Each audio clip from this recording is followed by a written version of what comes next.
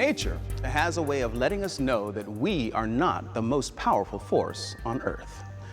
Hi, I'm LeVar Burton, and I'm going to take you on a journey which will expose a defiant and dangerous enemy that already lives and thrives among us. I'm not speaking about some new Hollywood blockbuster, but a real and present danger within the world we live. This natural occurrence is eating away at our structures and equipment. And some of our nation's most important systems are feeling the full brunt of the enemy's effect, including our transportation, public safety, and military systems. So, what could this enemy possibly be? It's corrosion, a silent, pervasive, and unrelenting scourge that destroys the very items we count on every day. The war being waged against this invasive enemy should not be taken lightly, as it costs our government, industry, and individual citizens billions of dollars a year. Now, you and I certainly know rust when we see it. Just look around and you may see rusty bolts or even spotted or pitted surfaces on old vehicles as they drive down the road. Now, that's the corrosion that we can see, but it's what we can't see that's even more troubling. The fact of the matter is that corrosion occurs naturally. If materials aren't treated to resist the effects of corrosion, they will deteriorate. It's really just a simple law of physical science. After we change the physical characteristics of a metal, it simply wants to return to its natural state. We may heat them, draw them out, pound on them, mix them with other materials, and manipulate metals to make them stronger or more flexible, or sometimes even both. But unless we prevent it, these materials will eventually corrode. It is this deterioration that results in the failure of many important systems. Rust is the reason I'm here to speak with you today. It's an unfortunate fact that most of the billions of dollars spent each year on corrosion are focused on inspection, treatment, and repair. But what about combating corrosion before it occurs? The general public does not give corrosion much thought until something happens which brings the topic to the forefront of the media and our minds. It's only when corrosion directly affects our lives that we worry about it. Will our brakes fail due to corrosion? Is the bridge that we're driving across safe? Or is that important bolt holding that crane high above our heads corroded and about to break?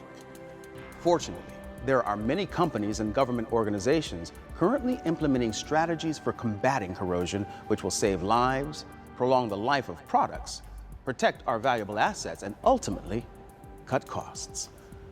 The fact is that corrosion remains a mystery to many of the important people you and I rely upon to keep our infrastructure operating.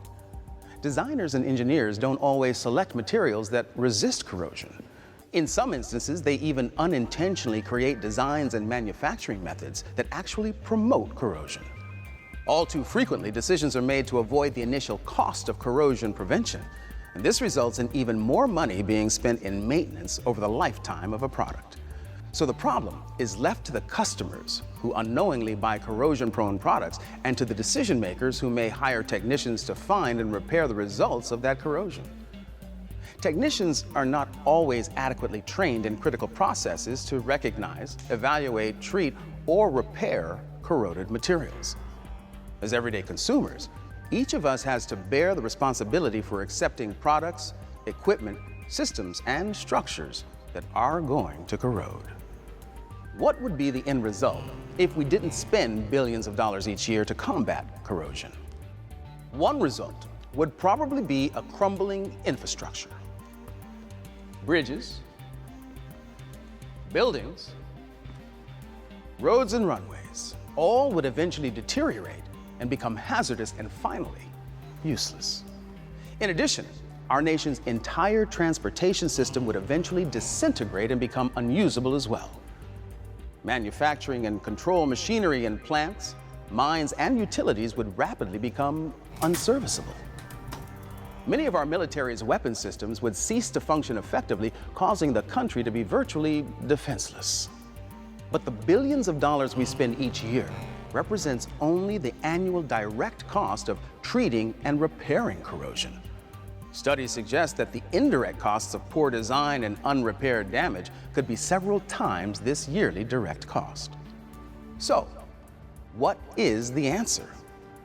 Well, Executive branch and Government Accountability Office studies suggest that by investing in the prevention of corrosion, rather than waiting to treat, repair, or replace corroded materials, would reduce the annual price tag by as much as 40%. For many years, professional corrosion societies, educators, the military, and Congress have recognized the widespread effects of corrosion. In 2002, Congress directed the Department of Defense to develop a program to improve corrosion prevention and control. The department defined several paths to transcend the ways in which corrosion has been approached. In addition, other executive agencies joined the department to address common corrosion concerns. And this new approach has also helped to expand academic interest. Corrosion education is one of the greatest weapons we have in our arsenal in the fight against corrosion. And Dr. John Scully fights this good fight every day. Well, universities fulfill 3 or 4 crucial roles that help the country with corrosion control. And I'll mention briefly what those are, but the first and foremost is education, so that we have corrosion-savvy engineers and scientists in all facets of society. And second is research and development, and there are a lot of grand challenges in the corrosion area, particularly today, because today we have an aging infrastructure. We have some things in the highway and also in other aspects of industry and government that are getting quite old. And the last area, last but not least, is technology transfer. And that is to move things from the university, from a benchtop level to the field level, or to an actual marketable device or corrosion control strategy. There's no mystery that corrosion behaves according to the laws of thermodynamics. The mystery is how these laws apply to specific corrosion scenarios and why these scenarios occur. Bill Abbott's lifelong work has been to define and monitor the effects of the atmosphere on corrosion. Over perhaps the last decade, there's been a major effort underway within the military to understand the real field environments in which we're deploying or storing equipment.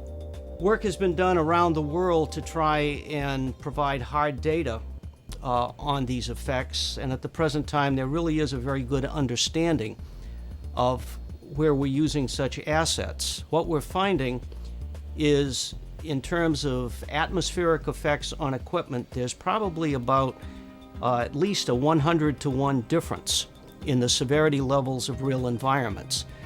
Now, this work is being done for more than just academic purposes, because even today, hard decisions, for example, where we might base or rebase assets, are really being made.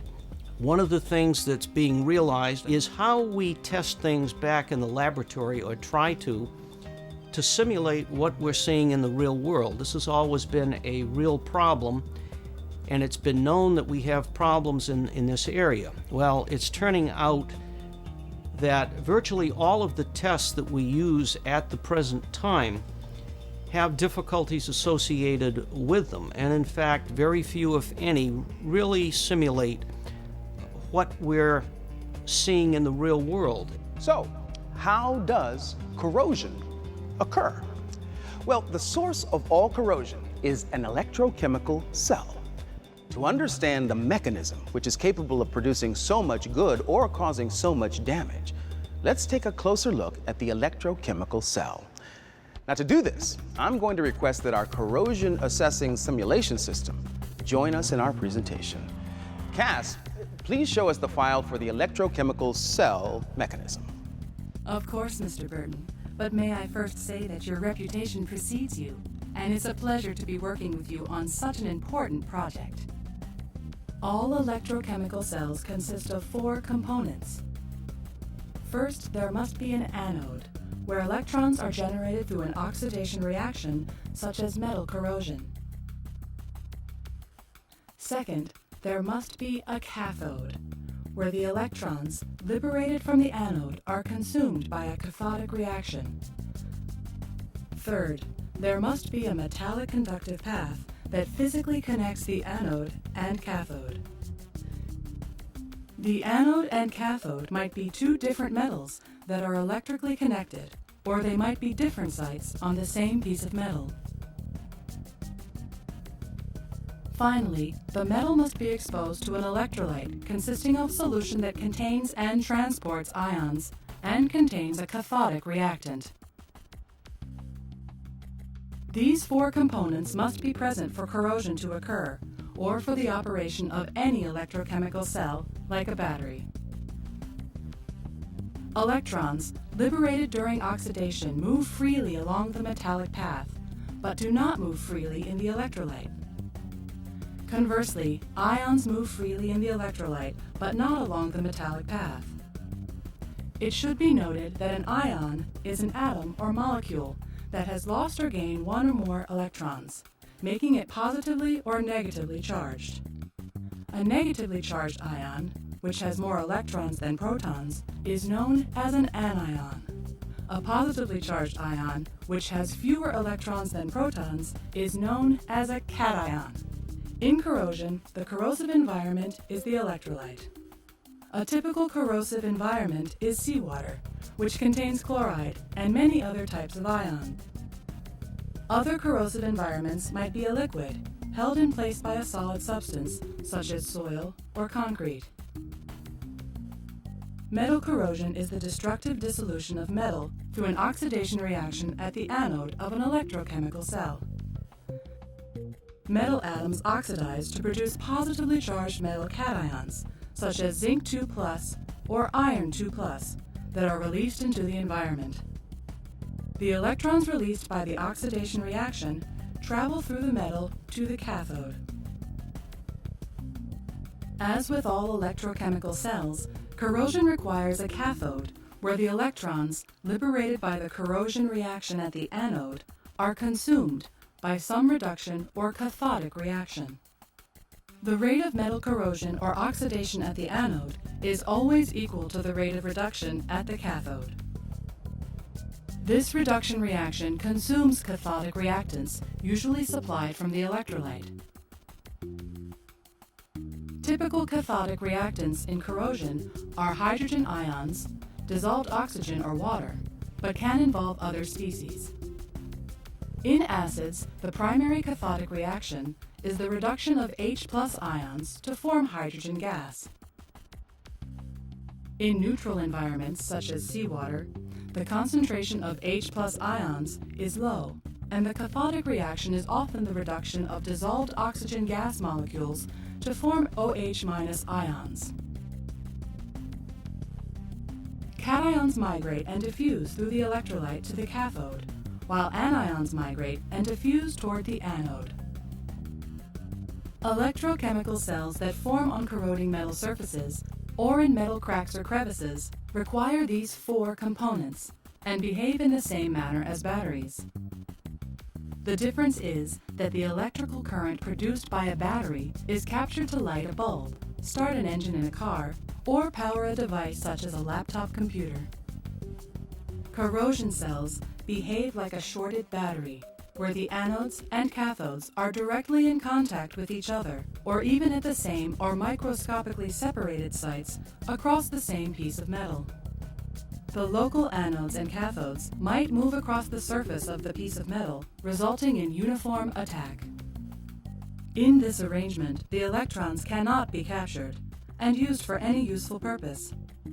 In a battery, the separation of anode and cathode and the travel of electrons from the anode to cathode through this circuit enable the electrons and electrical energy to be used, such as in the example of the light bulb.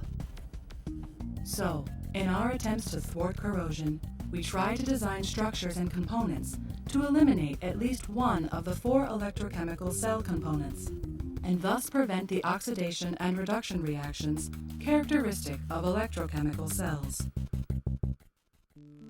Now that we understand the fundamentals of corrosion, let's go to the Navy's Carter Rock Laboratory located just outside Washington, D.C., and see corrosion in action. Accessing Carter Rock Laboratories program. Program running. Here we demonstrate the mechanisms associated with the corrosion cell. Remember, the corrosion cell must form a completed circuit through an anode, a cathode, a metallic path through which electrons flow, and an ionic path through which an ionic current flows.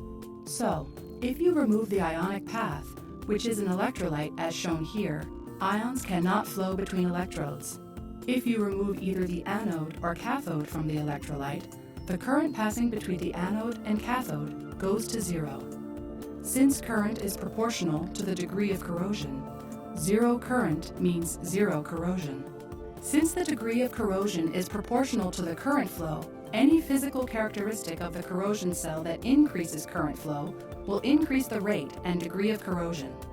One example is the ratio of anode to cathode surface area.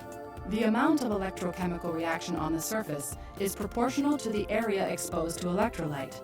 In the beaker on the left, the large piece of aluminum is the anode, and the small piece of steel is the cathode. The aluminum is being oxidized, providing a flow of electrons to protect the steel. Since the steel cathode is small, it demands very little current, and the aluminum anode is easily able to supply that current. In the center beaker, the anode and cathode have the same area. Here, more current is required to protect the larger steel surface. The beaker on the right has a large steel cathode and a small aluminum anode, so the steel is drawing more current from the aluminum to try and protect the entire steel surface. This experiment demonstrates that you should design systems so that the surface area of metals that could be anodes are significantly larger than the surface area of metals that could be cathodes. Let's take a look at some additional clues regarding characteristics and properties of materials that affect why and how fast they corrode. Run program. Running. This is what we refer to as the Galvanic Series in seawater. We rank metals from the most stable to the most reactive by measuring their electrochemical potential when exposed to seawater. The metals at the top of a galvanic scale are referred to as noble metals, and they have the most positive potential. As the potential of a metal becomes more negative, there is a tendency for the resistance to corrosion to decrease. So, on the left, we see that titanium has a potential of about minus 0.27 volts relative to the reference electrode. On the other hand, zinc, which is the least noble metal in this demonstration, shows a potential of less than minus 1 volt. The corrosion rate often, though not always, increases as the corrosion potential decreases. In this case of seawater, titanium has a much higher potential and is significantly more resistant to corrosion than zinc. The other metals exhibit potentials between these extremes. Extremes between chemical substances is demonstrated when a sodium solid is introduced into water.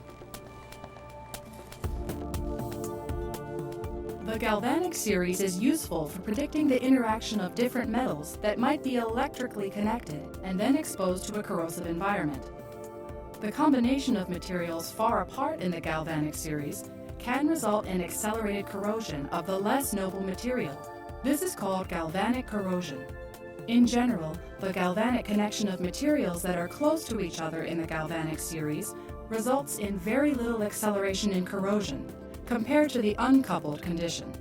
In this experiment, the galvanic cell features two dissimilar metals, nickel aluminum bronze and zinc, as electrodes. We will show how the distance between the electrodes affects corrosion. The most intense corrosion occurs at the interface between the two metals. As we move the metals further apart, the electrolyte provides more and more resistance in the ionic path, so we expect less corrosion. We measure the corrosion rate by observing the current between the two materials. Here, you see about a 30 milliamp current. Notice that as the experimenter slowly lifts up the nickel-aluminum bronze electrode, the spacing between the metals increases and the current decreases. In the context of what we have been demonstrating, batteries are controlled galvanic corrosion experiments, or more properly, electrochemical cells where electrons between physically separated anode and cathode are captured.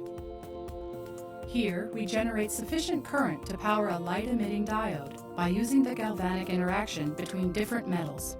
The three corrosion cells use materials that are far apart in Galvanic Series. The LED lights up when connected to these galvanic cells. Adding additional galvanic cells or using materials that are further apart in the Galvanic Series would produce more electricity and cause the light to become brighter. Cass has shown us the basic operation of the corrosion cell and how it wreaks havoc with our metal structures and equipment. And now, we're going to investigate each of the 12 common types of corrosion while looking for evidence of how they occur and for clues as to what we might do about combating the havoc they create. So let's start our detective work with the most common type of corrosion. General corrosion, also known as uniform corrosion, occurs when a metal or alloy is placed into a corrosive solution. Cass, please run the simulation program General Corrosion. Simulation program. General corrosion. Running. General corrosion is usually described by the depth of attack over time. It may also be described as a loss in metal thickness, or as a rate of penetration, where the depth of penetration after a period of time can be estimated. This video shows the corrosion of low-carbon steel, which we find in auto bodies, bridges, and handrails. This is termed uniform corrosion because the entire surface appears to be corroding all at once. The video shows this is not exactly true. You can see that corrosion is initiated at many points on the surface and rapidly expands with time to cover the surface with an apparent uniform rust film. Corrosion probably initiates where there are impurities or at points that are slightly chemically different from the surrounding material. Eventually, the attack moves around and becomes more or less uniform. The clock shows how fast this process occurs on unprotected steel. The next example is also of uniform corrosion to show how rapidly a bare magnesium alloy, as used for a helicopter gearbox, may corrode under adverse environmental conditions. During the first few days, weather conditions were quite dry, even in this severe coastal environment. Suddenly, weather conditions changed as it began to rain, and we see a rapid acceleration of corrosion in this important material. Now, the next type of corrosion we're going to look at is galvanic corrosion. And as its name implies, it is corrosion due to the galvanic action between two or more dissimilar metals, alloys, or electrically conductive nonmetals. This is one of the more common forms of corrosion in complex components because of the wide use of dissimilar metals in the design and manufacture of equipment and structures. Cass, run the galvanic corrosion simulation. This sequence of pictures shows the characteristic appearance of a mated couple between an aluminum alloy and steel. What is actually happening is that the aluminum alloy is corroding much faster than if it had not been joined to the steel. Also, the steel is corroding slower than if it had not been coupled. In many galvanic couples of this type, the very severe corrosion actually occurs in areas that are difficult to inspect, such as the interface of the metals. What you are now seeing in this sequence of images is what the interfaces look like when the samples are opened and the effects are viewed. The conclusion that can be reached from this is that what we cannot see may be the corrosion of most importance to actual equipment. This last photo shows a practical example in the field of the effects of improperly coupling dissimilar metals of brass and galvanized steel. Severe corrosion is evident. Program Galvanic Corrosion complete. Now, we're going to take a look at pitting corrosion, which occurs on the surface of metals, leaving pits and craters that may rapidly penetrate the metal. Running program. In pitting corrosion, the attack is focused at a small area. The surface surrounding the pit might or might not be corroded. Pit shapes range from broad, shallow pits that are called craters to narrow, deep pits. The illustrations show the characteristic appearance of pitting corrosion. Pits can have many shapes. This example shows the appearance of pitting corrosion on aluminum alloy in a severe coastal environment. The white features are actually mounds of aluminum corrosion products. Pits are formed when a small surface area is attacked at a greater rate than the surrounding surface. Pitting results from localized breakdown of an otherwise protective and very thin corrosion-resistant oxide film that forms spontaneously on many metals. Pit functions as a local anode, and the surrounding surface area acts as a cathode. Once a pit initiates, it tends to grow. This photo shows what has actually happened to the metal below the surface when the corrosion products are cleaned away. Metal has been removed by corrosion and is not readily apparent by inspection. It is this aspect of pitting corrosion that may have a significant effect on structural integrity. Here, we see time-lapse photography of a stainless steel surface. The gray square at the top is a 400 by 400 micrometer surface Anodically polarized, so pits, seen as black spots, develop at microscopic inclusion sites. The green and red markers indicate whether pits are formed initially at a particular site or whether they die and are reborn as active pit sites. The middle plot shows the cumulative number of pits formed, while the bottom plot shows the total metal oxidation current versus time. The spikes correspond to individual pit formation and death. The increase in current reflects the cumulative effect of individual currents from all growing pits. End program pitting. Crevice corrosion is localized corrosion that occurs in or adjacent to mating surfaces between two metals, or between metals and nonmetals such as gaskets. It's similar to pitting corrosion in that it's usually the result of a breakdown of a protective oxide film. Crevice corrosion program running. Crevices can form under less aggressive conditions than pitting, and so are very dangerous. Crevices are commonly found at many interfaces between two materials that are not perfectly bonded together, such that there may be a very small gap between the two, which we call a crevice. It is within this crevice that water and other chemicals may be tightly held to create a very aggressive chemical environment. The video shows a couple of aluminum mated to graphite.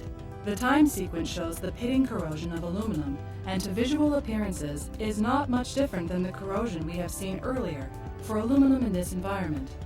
However, the last photo shows what is really happening to the aluminum when we open this interface for inspection. It shows very severe corrosion and deep pits. All of this happened within 6 months of exposure in the coastal environment. Most metals used in engineering applications are not pure metals, but a mixture of two or more elements designed to achieve specific properties. These mixtures are known as alloys. For example, steel, our most common alloy, is a mixture of iron, carbon, and other elements. De-alloying, the next corrosion we're going to observe, is the corrosion of one or more of the component metals of an alloy. The remaining materials may retain the original size and shape of the alloy, but has greatly reduced strength and ductility. Cass, let's take a further look at de-alloying, shall we? In this animation, a nanoporous structure is created by selective de-alloying of zinc from a brass alloy. This alloy is called a binary solid solution alloy, where copper and zinc atoms are mixed. On an atomic scale, zinc is soluble in copper, and conditions can be created where only zinc can dissolve. Here, zinc is oxidized and released as zinc ions, while the copper atoms remain behind in an unoxidized state. The remaining copper atoms rearrange and form very narrow channels. The copper surface area increases many times over a period of time. While the animation shows rapid de-alloying, actual de-alloying may take days or months. Thank you, Cass. Now, let's take a look at intergranular corrosion. Metals and alloys have crystalline structures. This means that atoms have periodic alignments or stacking of many atoms in atomic planes to make a crystal. Most commonly used alloys are composed of aggregates of small crystals called grains, where one periodic stack of atoms forms a crystal interface with other stacks having slightly different orientations. The resulting aggregate is called a polycrystalline material. The regions where these grains meet are called grain boundaries. These regions can have a different composition and structure than the individual grains themselves, and sometimes this difference in chemistry and structure leads to a more corrosion-prone grain boundary. When corrosion occurs preferentially at the grain boundaries, it's called intergranular corrosion. This is an example of exfoliation, which is intergranular corrosion of an elongated grain structure, resulting in a flaking off of the grain layers. The aluminum alloy shown is particularly susceptible to exfoliation when joined using steel fasteners.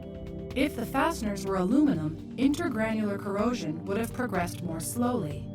As time progresses, you can see the aluminum around the periphery of the fastener beginning to lift and eventually appears to come apart. This photo is a metallographic cross-section of the sample just shown. It is apparent that there is substantial metal loss in all dimensions, which may affect structural integrity. End program. Stress corrosion cracking is the corrosion-induced propagation of cracks when the material is under tensile stress while being exposed to a corrosive environment. The tensile stress may be due to an applied load, residual stress from forming and fabrication, or a combination of the two. It's particularly insidious because the combined stress and corrosion can cause unexpected structural failure. Cass, please give us some more information on stress corrosion cracking. Stress corrosion cracks can appear as fine, brittle, irregular cracks along the metal surface and into the metal. The illustrations show the characteristic appearance of stress corrosion cracking. The actual mechanisms that cause stress corrosion cracking are still unclear. Stress corrosion cracking usually involves a specific metal in a specific environment and is often accelerated by increased temperatures. Sometimes, a single environmental element such as chloride ions, ammonia, methanol, seawater, or sulfides present in small amounts will induce stress corrosion cracking. In this video, an aluminum alloy used in aerospace structures was subjected to high tensile stress in a corrosive environment, where both stress and corrosion contributed to material failure. The video shows slow but discernible corrosion over a period of several weeks. However, close examination of the photo sequence indicates that the entire process, from the first slight visible crack to total sample failure, probably occurred over a period of no more than 3 to 4 hours. This occurred in 3 stages: crack initiation, crack propagation, and fast fracture of the remaining cross-section of material. So while stress may be applied for some period of time, once corrosion is initiated, failure may be sudden. Hydrogen embrittlement can be described as the absorption of hydrogen that promotes brittle fracture of the metal crystalline structure. The results of hydrogen embrittlement are various forms of cracking similar to that encountered in stress corrosion cracking. Cracking can be intergranular or transgranular and is more prevalent in alloys with a high yield strength. Corrosion fatigue is the result of alternating or cyclic stresses of metals in a corrosive environment. A fatigue fracture is usually transgranular across the grain of a metal. Flow-assisted corrosion, or erosion corrosion, occurs or is accelerated when there is relative movement between a metal and its environment, such as the flow of fluids through pipes. Fretting is direct wear that's due to the motion between two surfaces that are under load and move relative to one another. The relative movement is usually cyclic and occurs at a fairly rapid rate. Fretting of either surface accelerates and increases the effects of corrosion. And lastly, we'll take a look at stray current corrosion. This kind of corrosion can occur in almost any metal that's been buried in the soil or immersed in water. Sources of electricity throughout equipment and facilities may provide stray, alternating, or direct current, which then in turn can cause corrosion to any metal materials that's in the path of that stray current. Stray current corrosion occurs when a metal structure inadvertently gets in the path of current flowing in the environment between 2 other structures. This animation shows an underground tank, such as might be used to store gasoline, with an impressed current cathodic protection system to reduce the rate of corrosion. Cathodic protection will be described later, but it involves the passage of current from an anode to the part being protected through the ground, as in this case, or maybe through seawater. If there is a nearby metallic structure, such as a buried pipe, the path of least resistance for the current might be through the pipe. Where that current leaves the pipe to go to the tank, the pipe is polarized to a high potential and can corrode at an accelerated rate. Stray current corrosion can be mitigated by connecting the pipe to the tank electrically, and thus protecting both the pipe and the tank. Now that we've examined the causes and effects of many types of corrosion, what do we do? Well, just as medical researchers have developed and continue to pursue ways to prevent or cure sickness and disease, so must we understand how to prevent or control corrosion. Our corrosion detectives have already developed many useful technologies and methods to successfully combat the corrosion menace, and their research and experience shows that, as in medicine, prevention is much more desirable and effective than treatment after that damage has occurred. These research and development efforts have been focused on 4 areas of corrosion prevention and control: prevent, detect, predict, and manage. Let's take a look briefly at each of these areas. Experience and rational analysis tell us that it is much more economical to prevent or try to retard corrosion up front than to expend our resources downstream to treat the effects of corrosion. We can accomplish that goal by selecting materials that are impervious or highly resistant to corrosion in the environment where these materials will be used. We can also thwart corrosion by designing systems so that one or more of the 4 elements of the corrosion cell cannot exist. So, engineers and scientists are continually looking for new materials and alloys that resist corrosion. Engineers also continue to explore manufacturing methods and treatments that will stop corrosion cell activity. Since corrosion is a natural phenomenon that is pervasive and invasive, we will never completely prevent corrosion or its effects. And while we can't prevent corrosion altogether, we need to detect it in its infancy, recognize what type of corrosion we're facing, and predict how rapidly it will propagate. We need to be able to detect and predict corrosion and its effects without damaging or destroying the structure that we're analyzing. Many innovative sensing and analysis technologies are available or under development, and other technologies and techniques are being investigated for future development. Corrosion can be managed in many ways. This process, however, has to be deliberate and planned.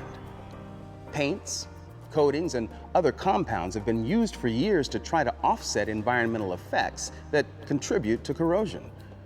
Such treatments are designed to protect surfaces from moisture, dirt, and other particulate matter that can complete a corrosion cell and initiate corrosion.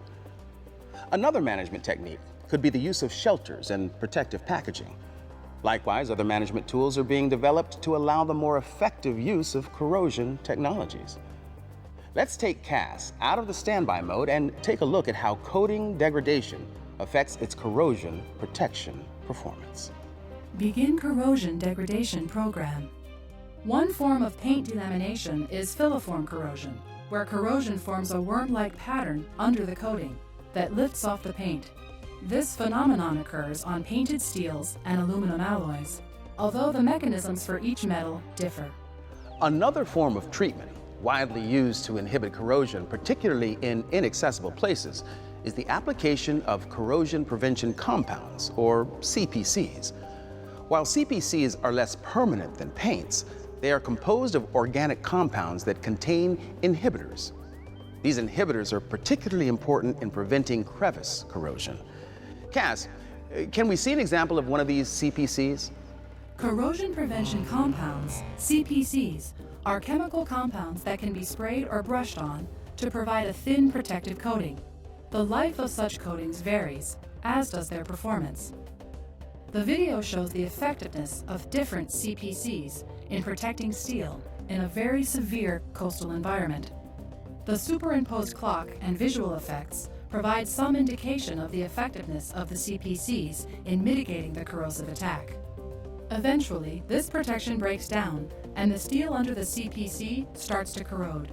It is evident from the video that these materials have bought us time in the field without substantial corrosion. Paint systems are protective coatings, often containing corrosive inhibitors, which give much longer protection than corrosion prevention compounds. The time span of protection depends on the metal being protected, the severity of the environment, and the characteristics of the protective coating applied. However, defects in the coating can cause exposure of the underlying metal to the atmosphere and premature corrosion. These photos show examples of different coating systems on steel and aluminum exposed in a severe coastal environment. These examples include coatings with both chromated and non-chromated inhibitor systems. It is evident that a variety of coating degradation mechanisms exist. Recent investigations by the corrosion detectives revealed that sheltering systems and equipment from certain environmental effects can significantly reduce corrosion. Let's take a look at this demonstration of the effects of sheltering. Cass? Sheltering is an often overlooked method of corrosion mitigation. Sheltering is beneficial to materials because atmospheric corrosion is a strong function of the time of wetness and exposure to environmental corrodants. Sheltering may be achieved by merely placing a simple structure around equipment to be protected. The sample material on the left is composed of the same carbon steel as on the material on the right, which has been placed inside a tent at the same location. Sheltering, which reduces exposure to undesirable environmental conditions, such as chlorides and rainfall, can reduce corrosion rates by a factor of more than 10. The video shows that sheltering significantly increases the time for corrosion to initiate. In designing for freshwater or seawater immersion, one of the most commonly used methods is cathodic protection. This method of corrosion control intentionally introduces electrical currents into the soil or water. This application of electrical current to a buried or submerged structure makes the surface of the structure act as a cathode in an electrochemical cell. Cathodic protection can prevent many types of corrosion, including uniform pitting and crevice corrosion in aqueous or soil environments. Let's look more closely at cathodic protection, which is used to suppress corrosion in ships, piers, water towers, pipes, and other similar structures and utilities. Here, we demonstrate a corrosion suppression technique called Impressed Current Cathodic Protection, or ICCP. ICCP is used to protect underground piping, ships, piers, bulkheads, and water towers from corrosion. In this demonstration, we connect two steel nails to the terminals of a battery. The battery provides extra electrons to the nail connected to the negative terminal, thereby protecting it from corrosion. The cathodic current provided to the nail on the right, the cathode, results in the formation of hydrogen bubbles, but this nail is protected from corrosion and remains shiny. On the left side, the battery is extracting electrons from the nail, causing metal ions to go into solution, resulting in accelerated corrosion. You can see rust forming around the head of the nail and the resulting water discoloration. I want to thank you for all your help today, Cass. We have investigated how we can prevent and control corrosion by effective material selection, design, manufacturing, use of coatings and other treatments, and application of electric currents. But if we are not successful in preventing or controlling corrosion, we must be able to find it and characterize it. So detecting and analyzing corrosion and its effects is extremely important for maintenance and repair, system readiness, and ultimately, material safety. We can see corrosion everywhere we turn if we just look for it. Corrosion wreaks havoc upon our valuable materials, equipment, and facilities unless we take positive actions to check it. We can no longer accept corrosion as a natural occurrence that should be ignored. Now that we have unraveled the mystery of corrosion and provided you with clues and insights into what it looks like, what it does, and what we can do about it, we can be more effective in our fight against it.